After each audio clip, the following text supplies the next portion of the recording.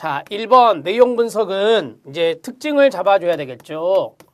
내용 분석은 특징을 잡아줘야 되는데 첫 번째는 질적인 내용을 양쪽으로 분석한다라고 했어요. 이 말을 다른 말로 하면 질적 방법과 양적 방법을 혼용하는 겁니다. 질적 방법과 양적 방법을 혼용하는 것이다. 이렇게 보시면 되겠고요.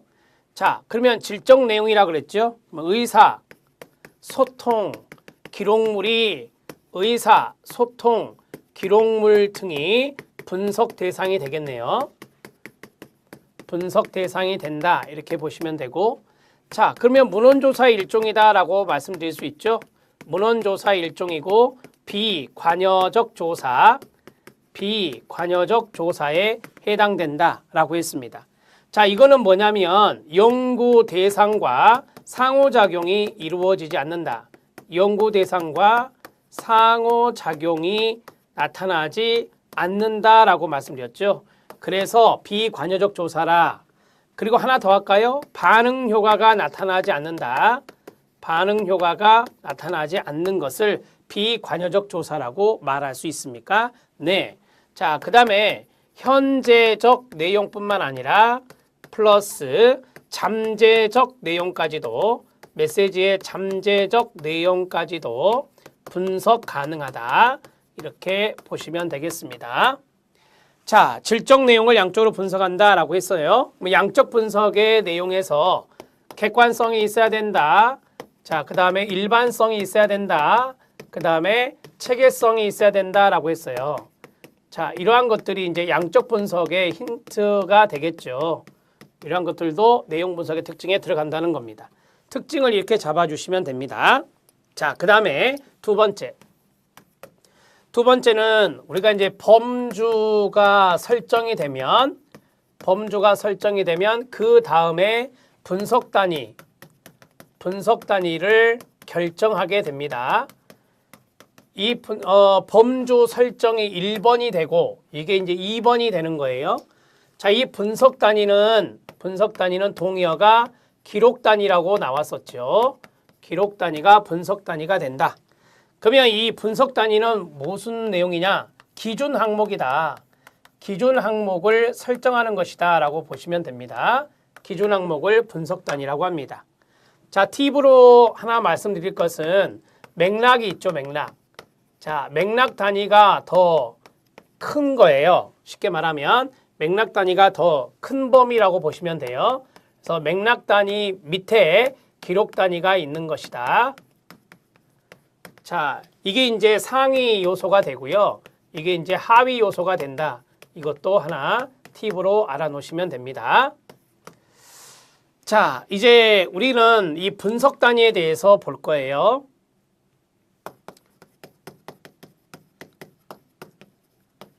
분석 단위에 대해서 쭉 볼 건데 이 분석 단위는 기록 단위라고도 말한다고 그랬어요. 여기서 써드렸으니까 굳이 쓸 필요는 없을 것 같고 단어가 있습니다. 주제가 있습니다. 문단이 있습니다. 인물이 있고요. 항목이 있어요. 그 다음 공간과 시간이 있어요. 자, 하나, 둘, 셋, 넷, 다섯, 여섯 가지가 있는데 여기에서 이제 우리가 주제라고 하는 거, 그 다음에 항목이라고 하는 거, 이런 것들은 조금 알아두실 필요가 있어요. 경계는 단어의 경우 분명하죠. 뚜렷해요. 경계가 뚜렷하다.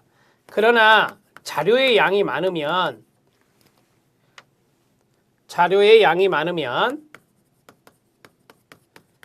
양이 많을 경우 자, 분석이 어렵다라고 하는 거죠. 분석이 어렵다. 이렇게 정리하시면 됩니다. 자, 주제는 경계가 뚜렷하지 못해요.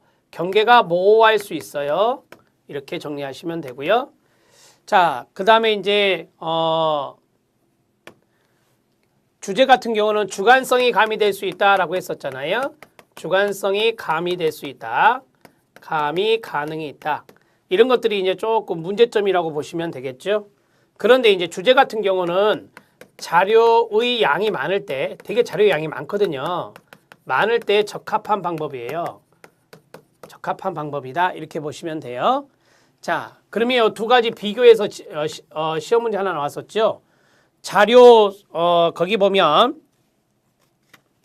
기출문제 적용해 보면 자료 수집의 양이라고 돼 있어요. 자료 수집의 양.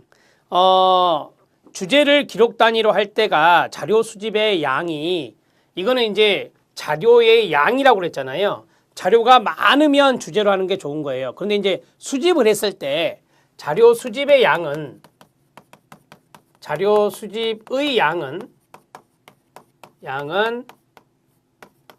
주제가 더 적다라고 봐야 됩니다. 자, 단어는 여러 군데군데 있는 그 자료를 다 찾아야 되잖아요. 수집의 양이 훨씬 많은 게 단어예요. 하지만 주제라고 하는 것은 전체적으로 봤을 때 여기 주제는 뭐, 여기 주제는 뭐, 여기 주제는 뭐 하니까 수집을 할 때 단어보다 훨씬 더 적게 수집이 되는 거예요. 그래서 자료 수집의 양은 주제가 더 많다. 이렇게 보시면 되겠습니다. 자, 문단입니다. 문단은 우리가 단락이라고 하죠. 들여쓰기 단락이라고 하는데 이 문단은 많이 활용하지는 않아요. 많이 활용하지는 않습니다.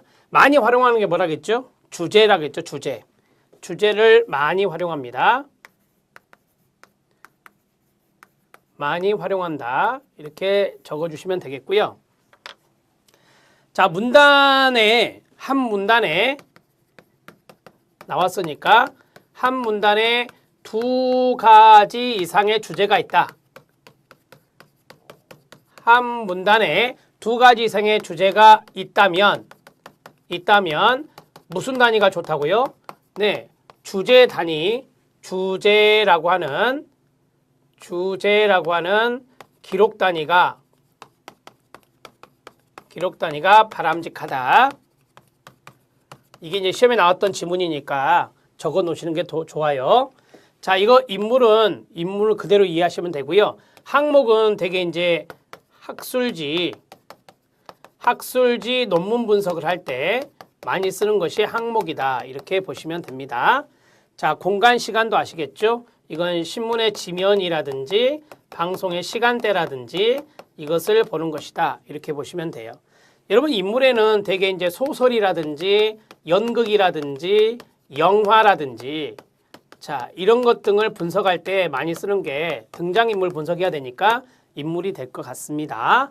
자, 분석 단위까지 말씀을 드렸습니다. 정리가 됐죠, 여러분? 자, 거기 내용들은 우리가 이제 충분히 기출 내용들이 여기 다 들어가 있으니까 이 정도 보시면 돼요.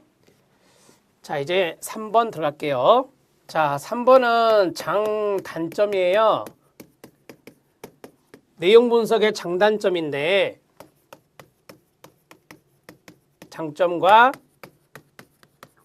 단점이 있었습니다. 초창기 시험에서는 여기서 잘 나왔어요, 여러분. 그래서 장단점도 좀 알아놓으시면 좋고 여기 이야기하면서 비관여적 조사를 같이 해버릴 거예요. 자, 장점에 안정성,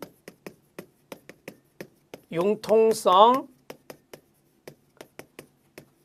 자, 그 다음에 경제성, 시간과 비용이 적게 드니까 경제성이 있다라고 했었잖아요. 생각나시죠? 그 다음에 역사 연구 활용이 가능하다. 장기간에 걸친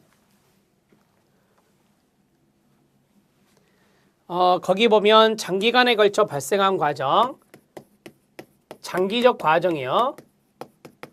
과정의 역사를 연구할 수 있다라고 하는 측면입니다.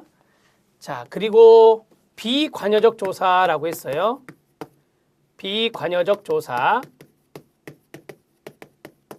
자, 이게 이제 시험에 별도로 잘 출제가 됐다라고 말씀드렸죠. 비관여적 조사는 연구자와 연구 대상의 분리입니다. 대상의 분리. 그래서 상호작용은 나타나지 않는 것이다 라고 했죠. 그래서 좋은 거예요. 이 비관여적 조사의 대표적인 사례들이 내용 분석이고요. 그다음에 2차 자료 분석, 그다음에 누적 측정. 자, 누적 측정은 중요한 단어가 남아있는 양이라고 그랬잖아요. 남아있는 양을 측정하는 것을 누적 측정이라고 한다고 했고, 그 다음 우리 시험에 나온 게 마모 측정이다 라고 했죠. 마모 측정이 시험에 출제된 바 있다. 이 마모 측정은 마모된 흔적을 보는 거예요. 마모된 흔적. 여기서 흔적이라는 단어가 중요하겠죠, 여러분. 자, 그것을 보고 이제 측정하는 것입니다. 자, 이런 것들이 이제 사례가 된다 이렇게 보시면 되겠고요. 자, 단점이 있었습니다. 단점의 첫 번째는 자료 수집에 어려움이 있을 수도 있다. 어려움이 있을 수 있다라고 하는 거. 그 다음에 두 번째, 실제적 타당도 확보에 어려움이 있을 수 있다. 확보에 어려움이 있을 수 있다. 자, 이제 하나의 사례를 들면은 주관성이 가미되기 때문에 분석을 할 때 주관성이 가미되기 때문에 실제적 타당도 확보에 어려움이 있다라고 하는 거고요. 자, 세 번째는 기록된 의사소통 메시지만 분석이 가능하다라고 하는 거예요. 쉽게 말하면 기록되어 있지 않은 것은 분석하기 어렵다는 거죠. 그래서 기록된 의사소통 메시지만 분석이 가능하다. 그게 이제 단점에 들어가 있습니다. 자, 장단점을 이런 식으로 정리를 하시면 됩니다. 어려운 거 아닙니다. 비관여적 조사까지 다 해드렸어요. 자, 이제 17장 역구조사와 프로그램 평가조사에 대해서 알아보도록 하겠습니다. 자, 여기 있는 역구조사에서 평가조사의 중요한 건 뭘까요? 유형입니다. 종류예요. 여러 가지의 종류가 있는데 그것의 개념을 잡아주시는 거죠. 사례 문제도 출제된 적이 있고요. 자, 갑니다. 역구조사의 개요.